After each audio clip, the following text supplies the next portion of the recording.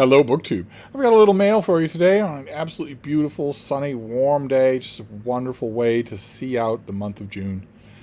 Lovely. It's warm, but it's not roastingly hot. A lot of the rest of the world is currently roastingly hot, it's coming, but not today. It's warm but not hot. It's sunny but not glaring. Just lovely. And a lovely day. That's put some spirit in it. It's put some steel in my spine. So I thought we'd do the mail the old-fashioned way, where we open the things at random rather than me vetting them ahead of time. Running the risk, as we do, of food for thought. So let's see if that actually happens. What is this first one? Okay. All right. This comes out in mid-August. This is another in the what is this called? Princeton University Press has a series of, is it Ancient Wisdom? Something like that? Ancient Wisdom for Modern Readers. They have a series of these little hardcover books, often featuring original translations, where bits and pieces are chosen from ancient authors in order to shore up some self-help idea in the present day. And this is How to Have Willpower, an ancient guide to not giving in, with selections from Plutarch and Prudentius. I'll be very curious to know, is this going to be the first new English language translation of Prudentius that isn't a Loeb in what? 150 years? Is it a new translation of Plutarch? Always a cause for celebration. Let's see. So this is edited and translated by Michael Fontaine. Well, Michael Fontaine is still alive. So are these new translations? That's one of the little hidden gems of these books, is that they are often new. This book brings together two profound ancient meditations on how to overcome pressures that encourage us to act against our own best interests. Plutarch's essay on dystopia, or how to resist pressure, and Prudentius's poetic allegory, psychomachia, or how to slay your demons. Challenging the idea that humans are helpless victims of vice, these works, introduced and presented in vivid, accessible new prose translations by Michael Fontaine. Incredible. So the Hypomachia is getting a new translation here,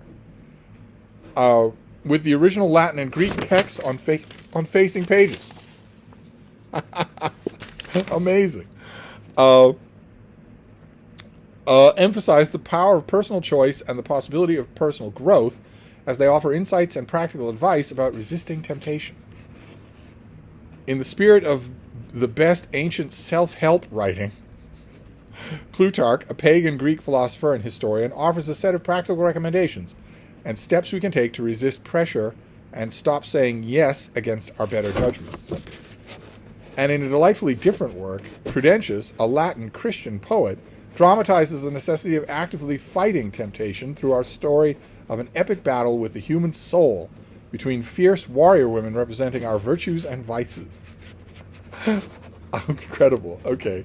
Well, this guy, Michael Fontaine, has also done other works for this series. He did How to Drink, How to Grieve, How to Tell a Joke, and How to Get Over a Breakup. So, fantastic. Mid-August. Great. All right. Well, it's going to be tough to top Plutarch. Let's see if we can do that. Let's see. What is this next one? Okay. All right, well, we're on a Steve roll here. I don't know if this wasn't intentional. This comes out in October. This is by Mark Edward Lender and James Kirby Martin, and it is called War Without Mercy, Liberty or Death in the American Revolution. So we have Plutarch, ancient writers, but especially Plutarch, and now we have the American Revolution.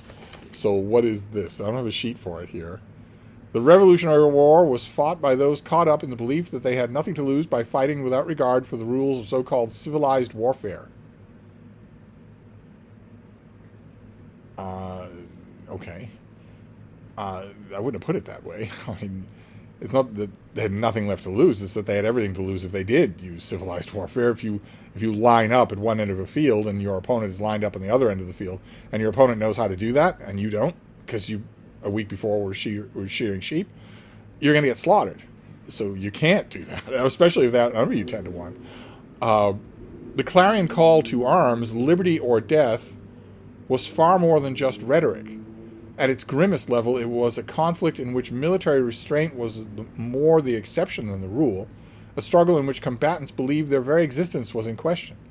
It was a war with an expectation and acceptance of ferocity and brutality, anything to avoid defeat. Okay. Number of armies surrendered.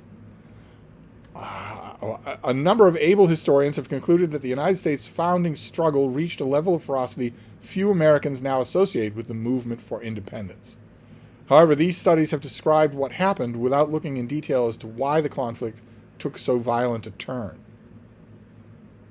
And this book is based on years of research and enlivened by little-known primary sources, and is an intriguing and fresh look at a bloody period of history we thought we knew. Okay, so an American Revolution book for October. And then we have this last package, which, if it's a Kennedy book, I don't know what I'm going to do. It's a finished copy of something. Let's see what we have here. Oh, okay. All right. I know, it's not a Kennedy book. It's World War II. Okay, so this has got to go in the mail. This is by Peter Mansour, and this is his book, Redemption, MacArthur and the Campaign for the Philippines. And there is himself on the cover. Again, I have no sheet for this, but we can just read the dust jacket like we were encountering it in a bookstore. This book is a sweeping new history of the largest and costliest campaign waged by the U.S. Armed Forces during the Pacific War. The author surveys the full course of the Philippines campaign from the Japanese invasion and the Filipino guerrilla operations, which contested occupation, to the U.S. Army's return and subsequent battles of liberation.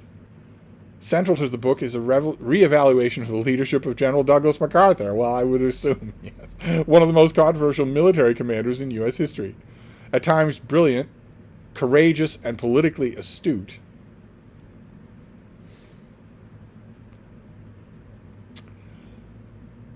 I will grant courageous. I can think of a couple of anecdotes, a couple of incidents that would argue against it, but I will grant courageous. No man should ever refuse to grant courageous to another man unless he's damn sure. But brilliant and politically astute?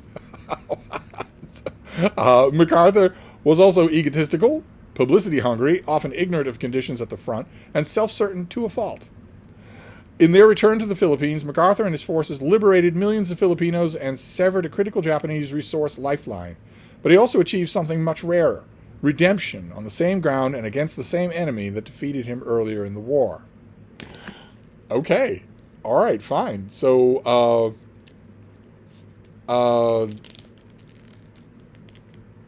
so who is Peter Mansour? He's a retired U.S. Army colonel and the General Raymond Mason Jr. Chair of Military History at Ohio State University in Columbus, seen at Columbus. And he's written a bunch of other books that have received awards. Military history, it looks like. So this is his specialty. This is from Cambridge University Press. Okay, fantastic. Don't know that I will even much pause to read it. I will probably just send it straight along. We all know where this is going. We all know where it belongs. So we have Redemption, World War II. We have War Without Mercy, the American Revolution, and we have How to Have Willpower, which includes a fresh new translation of Plutarch. So this is a pretty Steve pile here. I will definitely take it. So there you go. That was mail. Open on the last day of June on a warm summer day, the old-fashioned way and without catastrophe at all. So good. Maybe we'll do that next time. So I'll wrap this up for now. I will see you all then. Thank you, BookTube.